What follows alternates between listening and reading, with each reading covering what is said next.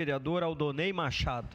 Presidente Wagner, bom dia aos nobres colegas, parabéns pela presidência, colega Wagner, presidente, e parabéns, colega vereador Lucas, pela proposição, fantástico, eu sou um admirador dessa questão do lixo, eu entendo que a Codeca tem que ser muito bem valorizada pelo trabalho que eles fazem em nossa cidade, um trabalho exemplar, a gente vem conversando com o pessoal, sempre que dá um problema, a gente manda mensagem e o pessoal vai lá e soluciona.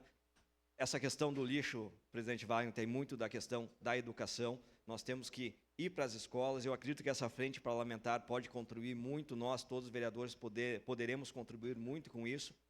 Ir para as escolas, fortalecer a base, fortalecer nessa gurizada que está vindo, gerar neles esse pensamento da reciclagem, esse pensamento da separação correta do lixo, porque o lixo realmente ele dá muito dinheiro. Se tu souber trabalhar, se souber separar ele corretamente, com certeza vai dar muito dinheiro. E vamos deixar a Codeca fazer esse trabalho, fortalecer ela, para que ela possa, daqui a pouco, através de algum mecanismo, conseguir reciclar mais, conseguir aproveitar mais o lixo, e com certeza a Codeca forte, quem ganha é a nossa cidade. No momento oportuno, voto sim, presidente.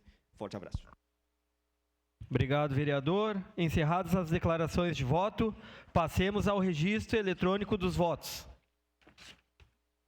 Solicito aos vereadores